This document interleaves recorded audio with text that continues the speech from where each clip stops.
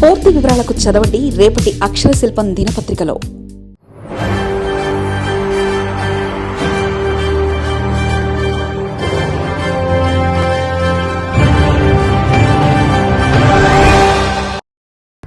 ఏం చేయాలో తెలియక దిక్కుతోచక జన సైనికులకు పార్టీలో నైరాశ్యం.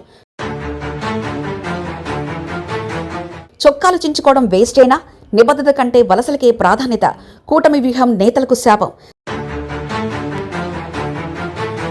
స్థానిక ఎన్నికల్లో టికెట్లు కష్టమైనా జనసేన పార్టీలో అంతర్మదనం మొదలైంది.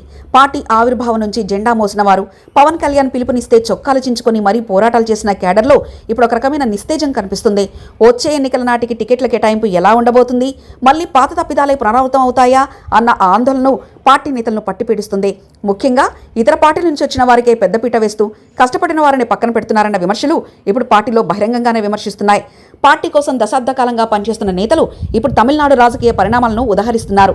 టీవీకే అధినేత విజయ్ తన పార్టీలో సాధారణ కార్యకర్తలకు, డ్రైవర్లకు, పని మనుషులకు సైతం టికెట్లు ఇచ్చి గెలిపించుకున్న తీరును జనసేన శ్రేణులు గుర్తు చేసుకుంటున్నారు. కానీ పవన్ కళ్యాణ్ మాత్రం పార్టీ సిద్ధాంతాలను నమ్మి పనిచేసిన వారి కంటే ఇతర పార్టీల నుంచి అప్పటికప్పుడు వలస వచ్చిన వారికి ఎమ్మెల్యే టికెట్లు ఇచ్చారనేది క్యాడర్ ఆవేదన.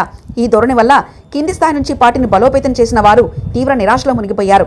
ప్రస్తుతం మరికొద్ది నెలల్లో స్థానిక సంస్థల ఎన్నికలు జరగనున్న నేపథ్యంలో జన సైనికుల భవితవ్యం ఏమిటన్నది ప్రశ్నార్థకంగా మారింది. స్థానిక సంస్థల్లోనూ కూటమి పొత్తులతో జనసేన నేతలకు మళ్లీ మొండి చేయి తప్పదన్న అభిప్రాయాలు వ్యక్తమవుతున్నాయి. టికెట్ దక్కుతున్న భరోసా లేకపోవడం, క్షేత్రస్థాయిలో దూకుడు తగ్గించడమే మేలని నేతలు భావిస్తున్నారు. సొంత డబ్బులు ఖర్చు పెట్టుకుని, కేసులు ఎదుర్కొని, విధుల్లో చొక్కాలు చించుకొని పోరాడినా చివరికి టికెట్ వేరే వాళ్ళకిస్తే మా పరిస్థితి ఏంటి అని పలువురు నేతలు అంతర్గత చర్చల్లో ప్రశ్నిస్తున్నారు. గత ఎన్నికల అనుభవాలను వారు మరింతగా కలవరపెడుతున్నాయి. టీడీపీ, వైసీపీ నుంచి వచ్చిన నేతలకే రెడ్ కార్పెట్ వేసి నికార్సైన జన సైనికులను పక్కన పెట్టడం వల్ల పార్టీ నైతిక స్థైర్యం దెబ్బతింటుందని విశ్లేషకులు అభిప్రాయపడుతున్నారు. పవన్ కళ్యాణ్ ఇటీవల పదే చేస్తున్న వ్యాఖ్యలు పార్టీ నేతలకు మింగుడు పడడం లేదు. కూటమితోనే ప్రయాణం ఉంటుందని, వచ్చే 15 నెలల పాటు ఇదే బంధం కొనసాగుతుందని ఆయన చెప్తుండడంపై క్యాడర్ ఆగ్రహంగా ఉంది. 15 ఏళ్ల పాటు చంద్రబాబు నాయుడే ముఖ్యమంత్రిగా ఉంటారని పవన్ చెప్పడం అంటే పార్టీని మరో పార్టీకి తాకట్టు పెట్టమనేనని కార్యకర్తలు సోషల్ మీడియా వేదికగా నిలదీస్తున్నారు. కూటమిలో భాగంగా సహజంగానే టీడీపీ ఎక్కువ స్థానాల్లో పోటీ చేస్తుంది.